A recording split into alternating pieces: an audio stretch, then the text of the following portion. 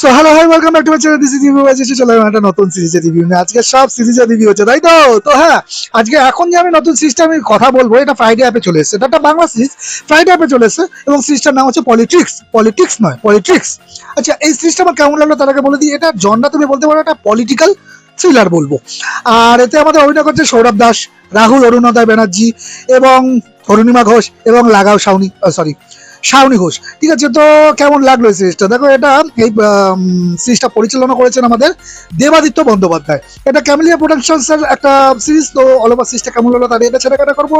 তো চলো রিভিউ করি। দেখো, এই সিরিজটার গল্পটা যদি ছোট করে স্পয়লার ফ্রি ভাবে বলার চেষ্টা করে, তাহলে গল্পের মূল খেলাটা ক্ষমতা, লোভ আর পিঠে ছুরি মারার গল্প। ঠিক আছে, রাজনীতির ময়দানে দুই প্রধান খেলোয়াড়, বিষ্ণু যেটা সৌরভ দাস প্লে করছে আর সুলোচনা যেটা অরুণিমা ঘোষ প্লে করছে, এদের সাথে জড়িয়ে আছে রাহুল অরুণোদয় ব্যানার্জি আর লাগাও শাওনি ঘোষের চরিত্রগুলো। কেউ আদর্শের বুলি আওড়ায়, কেউ আবার সে গদি ও টাকার লোভে যে কোনো স্তরে নামতে প্রস্তুত। ক্ষমতা দখলের এই নোংরা খেলা শেষ পর্যন্ত চাল চালছে কে আর কার গুটি কাটা যাচ্ছে, সেটাই এই সিরিজের মূল উপজীব্য। জানতে হলে চলে যাও, দেখে ফেলো, ফ্রাইডে অ্যাপে অ্যাভেলেবেল আছে, রাইট? তো এই সিরিজে আমার কি পজিটিভ দিক লেগেছে সেটা যদি একটু আলোচনা করা যায়, তাহলে সৌরভ দাসকে আমার দারুণ লাগে। তুমি বলতে পারো যে সৌরভ দাস আমার ফ্যান, মানে আমি তার ফ্যান।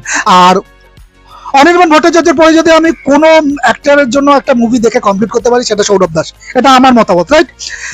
সৌরভ দাসকে এই ধরনের একটু গ্রে শেডের বা ধুরন্ধর চরিত্রে বেশ মানায়। এখানেও সে নিজের সেরাটা দেওয়ার চেষ্টা করেছে। রাহুল অরুণোদয় ব্যানার্জির অভিনয় বেশ পরিণত, তার ডায়লগ ডেলিভারি অনেক জায়গায় কিন্তু সিরিজটাকে টেনে নিয়ে গেছে। আর সিরিজের কিছু পলিটিক্যাল ওয়ান লাইনার বা ডায়লগ বেশ চাবুকের মতো। বর্তমান রাজনৈতিক পরিস্থিতির সাথে সাধারণ মানুষ কিছুটা হলেও মেলাতে পারবে। আর শুরুর দিকে গল্পটা যেভাবে বিল্ড আপ হচ্ছিল, তাতে মনে হচ্ছিল বেশ খাসে একটা পলিটিক্যাল গেম দেখতে চলেছি। আর ব্যাকগ্রাউন্ড মিউজিকও কিন্তু শুরুতে বেশ ভালো, মোমেন্টটা ধরে রাখতে সাহায্য করছিল, মোমেন্টটা তৈরি হচ্ছিল। তো এটুকুই কিন্তু ছিল এই সিরিজের জন্য আমার কাছে পজিটিভ দিক।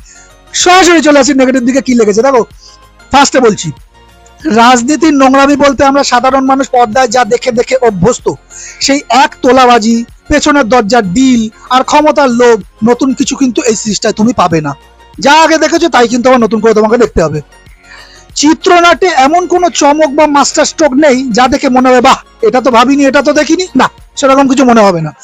কিছু কিছু দৃশ্যে, বিশেষ করে লাগাও শাওনি ঘোষ বা অন্যান্য সহ অভিনেতাদের এক্সপ্রেশন এবং ডায়লগ ডেলিভারি বড্ড বেশি থিয়েট্রিক্যাল বা লাউড মনে হচ্ছিল। ওটিটির পর্দায় মানুষ একটু ন্যাচারাল অভিনয় দেখতে পছন্দ করে বা অভ্যস্ত বলবো, যা এখানে অনেক জায়গাতেই মিসিং লেগেছে। আর শুরুর দিকের গতিটা শেষের দিকে গিয়ে পুরো তাল হারিয়ে ফেলেছে। শেষ পর্বগুলোর এডিটিং এতটাই তাড়াহুড়ো করা হয় যেন মনে হবে পরিচালক নিজেই গল্পটা শেষ করার জন্য ছটফট করছিলেন। কোনো সাপ্লট বা লজিককে সব হাওয়াতেই উড়িয়ে দেওয়া হয়েছে। তো ফাইনাল বাড়ির যদি এই সিরিজটাকে দিয়ে দেখো, তুমি যদি একদম মাথা খাটানো হাউস অফ কার্ডস লেভেলের চতুর্গুলো পলিটিক্যাল ড্রামা আশা করো, তবে এই সিরিজ তোমাকে চরমভাবে হতাশ করতে পারে, ডিসঅ্যাপয়েন্ট করতে পারে। কিন্তু যদি উইকেন্ডে হালকা সময় কাটানোর জন্য সেফ টলিউডের চেনা তারকাদের মারামারি, চিলচিৎকার পলিটিক্যাল ড্রামা দেখতে চাও, তবে একবার চোখ বোলাতেই পারো। চোখ বোলাতে পারো বলেছি, ওয়ান টাইম ওয়াচে কিন্তু এটাকে বলতে পারছি না। তাই এটা কোনো কাল্ট বা মনে রাখার মতো কোনো সিরিজ হয়নি। সৌরভ দাসের জন্য একবার দেখে নিতে পারো, এবং এই সিরিজটা হালকা ছিল একটা সিরিজ। সেরকম যদি একটা সিরিজ হালকাভাবে দেখতে চাও তাহলে দেখে নিতে পারো। তো হ্যাঁ, এই ছিল আমার পলিটিক্স সিরিজটাকে নিয়ে অল ওভার রিভিউ।